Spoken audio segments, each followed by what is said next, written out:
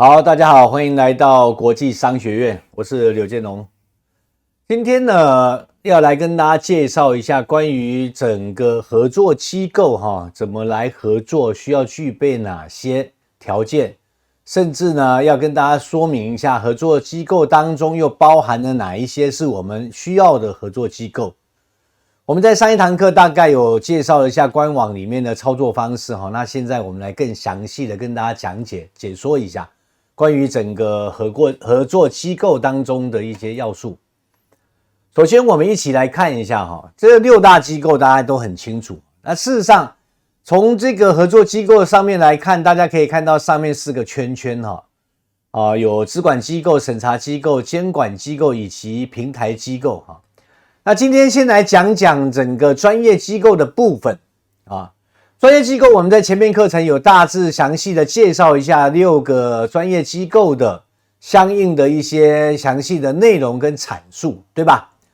专业机构呢当中是指的尽职调查机构你可以是这个律师事务所，你也可以是合法登记的该属地国家的尽职调查评估机构，这个也是可以的这个就统称为尽职调查机构。再来就是财务审计机构，财务审计机构呢包含了资产评估这个包含了财务的税收机制机构、会计机构财务审计机构等等的。当然它需要具备该属地国家所核准的财务审计机构的一些相关批复，还有从业资格还有这个可以从事这个行业的一些许可因为它是属于特许行业特殊许可行业例如会计师事务所、财务审查管理机构、财务结算中心等等，这里我们统一都把它纳入我们所谓的财务审计机构的这个范围。第3个，产权的评估机构要拥有该属地国家核准的资产类型的评估机构或者是商品的估值机构、评价机构，这个都算例如资产的评估中心、资产的管理公司、资产的评估事务所等等，因为每个国家地区所说的这个名词都不太一样，大概就是这个类型的你有权利去为资产评估，你有权利去为商品估值你有权利去做评价买卖之类的这种资格因为这种资格的行业也属于是特殊许可行业，所以必须是要受到该属地国家的一些相关的许可证明才可以的或者许可批复，好吧？第4个，财产保险基本上财产保险当然你要有这个属地国家核准的一些财产保险机构的这样的许可证明才可以的再来就是担保机构担保机构是要拥有该属地国家核准的担保或典当行机构，例如典当行，信托公司算不算？算，信托公司也算，它是可以委托管理甚至担保诉求这样的一个机构受到特殊行业批复的这样的一个资格证的机构，它才可以进行服务的第6就是资产管理机构啦资产管理机构不单纯只是管理资产的部分，就连物业管理机构算不算？算，这种物业管理公司也算，资产评估公司也算，信托公司也算包含了仓储行业也算，因为商品在后面也会有资产管理，它也是属于资产管理的一部分。那既然商品要管理的必须要入库，那就要有仓储的这个管理资格，好吧？这个是我们这个专业机构的6大机构大家务必要熟悉一下。来，我们再来看看监管机构监管机构现在就目前而言我们订立了大概几大部门这个大部分都是属于官方机构啦，当然也有属于这种半官方的委托机构也算好比说这个金融监管机构这个金管局金融管理局或者是银行管理局或者是第3方的政府委托的这种结算中心啦银行啦清算单位啦这个都算那再来就是市场监督部门或者第3方委托的市场监督部门都算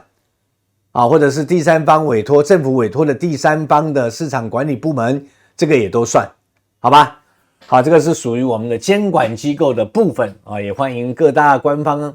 啊来跟我们合作啊，包含税务机构啊这些，只要涉及到监管的啊，你在该国家地区有权利来进行监管的这些机构，我们都欢迎你来啊，跟我们一起合作，共同来监管整个通证发行以及整个通证交易过程当中跟退市交割过程当中的所有事务的监管。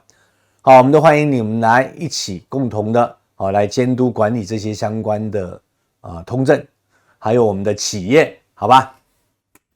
再来看一下整个平台机构的部分哈，平台机构教授大概列了一下哈，电子商务平台算不算？算啊，尤其现在的跨境电商是跟我们合作最密切的一些单位。好，我们在讲这些以前呢，我先把上面的几个专业机构大概的教授补充一下哈。以上的相关的那一些资管机构、审查机构、监管机构，你的符合资格跟你的匹配审核资格是该国家的，你只能提供该国家的服务跟监管，跟相应的这些审查资质啊。如果你的批复是可以跨国的、跨领域的，你有这样的证书、证照。许可证，那我们也欢迎你，就可以做跨国的事务。为什么要在电子商务这里讲呢？因为电子商务平台现在目前在各国家地区的管控形式还有法律法规都不太一样。好，有些电子商务平台仅限于在国内，它只能做国家内的。好，比如说它在这个马来西亚、在台湾，它只能做台湾内部的，或者马来西亚内部的，或者泰国内部的。好，它是有区分的。那有一些国家地区所批复给他的是所谓的这个叫跨境电商。跨境电商指的是可以跨出这个国境的，跟海外的各大机构去合作的。好像这种电子商务平台我们也特别欢迎。好，你看这个易贝尔啦雅虎啦虾皮啦，这个都是属于所谓的跨境电商部分。好，再来平台机构呢部分呢，还包含了商业的组织，一些商业组织，比如说工会啦、商会啦、协会啦，包含媒体啦、自媒体啦，或者是一些公众媒体啦，报章杂志啦、电视台啦、广播电台啦，这些我们都很欢迎你来跟我们一起合作，好吧？还有就是 payment， 就是支付公司，第三方的支付服务公司。我们也特别的欢迎，因为通证在未来是会涉及到相应的支付跟相应的结算清算的功能，所以我们特别欢迎第三方支付公司来跟我们一起共同打造未来的这个支付流通的部分。再来就是互联网的消费平台，还有全球各大交易所，我们都希望你们能够去增加一些关于通证的这样的一个业务。好，如果说你们原来所处的这个交易所当中没有通证业务的，我们也都非常乐意的来辅导你们，甚至来辅助你们来成立相应的这个通证的交易板块。我们会用最专业的方式跟带领我们的专家团队来一起跟你探讨你的批复当中是不是许可这样做，许可的情况下，那我们会一直的来辅导你们，甚至呢来协助大家共同的来形成一个全球性的通证交易板块市场。好，这个是平台机构。好，那以上4大类型的机构就讲解完毕。好，那当然你可能要问了，那我怎么来合作，对吧？首先呢就目前的一个机构的合作形式有几个事务大家要准备一下。首先呢，你得告诉我你的机构吧，对吧？你得提供你的职场的照片来证明你这个机构是合法存在的吧，还有你的机构的整体的背景简历的介绍吧。好，那这个时候我们建议你可以提供中英文的版本，那这个字数呢尽可能控制在中文的250字以内。好，录制不低于60秒的机构介绍视频，来让我们的所有企业家来认识你，让我们所有的会员能够来认识你，好吧？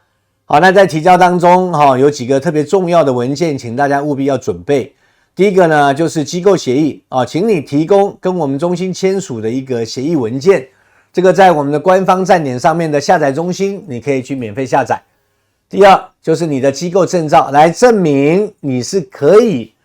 从事跟我们合作的服务内容的这一些相关的服务的内容，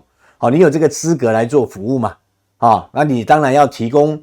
你的所有的证书比如说你的营业执照、营利事业登记证、CR 等等之类的这样的一个证书。如果有涉及到特殊许可行业的，也麻烦请你们提供你们的职业证明文件，证明你们的政府是允许你在某一个范围内从事什么样的专业工作、特殊许可工作，好吧？比如说尽职调查公司那你要有一个尽职调查的这个许可证明你要政府允许你做这个事情。如果你是律师事务所，那请你提供可以从事这个法律行业执法的这样的一个许可证，也就是律师事务所许可证。再来请你以 PPT 的方式来提供告诉我们所有人你的机构能从事哪些服务你的内容采用中英文方式，好吧？如果你有 PPT 介绍，那是相对更好的。再来就是对外的，目前你们对外的这个收费标准，还有你们的联系方式。好，那联系方式的提供呢，我们会建议你呢，关联一下 WhatsApp 的二维码，因为现在国际上大家比较通用的就是这个 WhatsApp， 好吧？这个二维码也顺便给我们附带在你的 PPT 当中。好，让我们可以便于来联系你，让我们的企业家有这个服务需求的，可以第一时间找到你，并且来联络你，好不好？好，那相应的这些相关规则呢，我们会在后续课程录完毕以后，正式对外的同时，我们也会在我们的官方站点上面，以公告的形式跟交易规则的形式，那么做一份公告以及相应的详细的操作的文字内容，给到大家来进行参考。好，那如果有一些相关的调整需求，我们会根据实际情况来调整。那如果有调整的话，也会以公告的形式来发布到官方站点上面来，请大家务必以公告为准。好，最后我们来看一下如何进行整个合作机构的申报。第一，我们要把刚才的这些相关的材料，我们把它准备好。你的机构的简介介绍背景包含你的相关证照的一个打包，把它打包成EIP 的格式，好不好？如果不清楚的，可以去参照一下那个企业挂牌的部分那边有讲解说怎么去进行打包，好不好？然后再来通过我们的官方站点来进行申请。官方站点的什么位置呢？在线办事，这边大家看到在线办事的这个位置。好，然后这个第二个合作机构，你点进去。好，点进去完毕以后呢，这里有一些简单的表单请你填一下，比如说你的机构名称最好是用中英文比如说我是某某公司某某某公司然后后面是英文然后就是英文的某某某公司，好不好？采用这种方式。好，包括你的联系人也是一样也是中文加英文，然后你的联系方式。联系方式的格式是这样的你的国码，比如说+60，这个是马来西亚的国码这个电话号码1133211456，对吧？再空个格或者采用任何的格号符都可以的都可以的。然后再来加上你的这个邮箱比如 your name at gmail.com 假设是这样的，好不好？把这个电话以及邮箱把它留下来，因为我们要传送一些邮件给你。然后如果说你这个电话号码是可以关联这个 WhatsApp 的，那当然我们也希望你能够用这个关联来。好，然后把你的250个字的简单介绍放在这里来中文加英文。然后呢，你的机构的归属国家，因为我们要做背景调查，监察委员会也要去核实你的证照，所以呢，你要务必的告诉我们你是哪一个国家区域的，比如说马来西亚、台湾、香港、新加坡、中国等等之类的，你用这种方法把它选择出来。再来就是你成立的时间，大家可以点右边的这个小框框哈，它会出现这个日期。好，再来把刚才我们已经打包好的 ZIP 通过上传文件的方法，点击一下，然后进行上传。好，上传以后，别忘了你先预览检查一下，这些东西我填的对不对？哪些东西我没有填的？确定完以后，你再去提交，再点确定提交就可以了，是不是很简单啦？那如果你有任何问题的，欢迎点这个在线留言给我们留言来咨询一些你想咨询的问题。好，非常欢迎你们。当你官方站点申请完毕以后，好，那你就等候审查吧，因为监委会如果工作量大的话，他们也会可能稍微迟一点，但基本上整个申报流程正常来讲的话，对于你们的背景审查的部分的时间，监委会大概控制在3个工作日的时间内，会由你这个国家的这个监察委员会来进行官方登记的资料以及相关流程来进行审查核对，会来进行审查核对。核对完毕以后呢，它就会进行官网的公告跟公示。如果有任何问题或缺乏文件的，我们监委会也会直接跟你联系，跟你索取。那为了避免说大家时间拖来拖去的或者疏忽掉了，最好建议大家能够看清楚，尽可能提供详细的资料，这样大家就不用浪费时间。好，那么在审查合格的资料呢，将会在官方站点上面来进行公示。好，我们来看一下一个样板嘛，公示的大致情况，就对于机构的一些大致情况的公示，会公示在这个位置，专家机构、合作机构有没有？像我们这边有个 demo 这是一个律师事务所的，你会发现它的一些相关的介绍图片都会出来不好意思，可能这个图片没加载，这是做了一个 demo 的部分好，那么英文版本的部分也是会呈现出来的英文版本的部分也是会呈现出来的。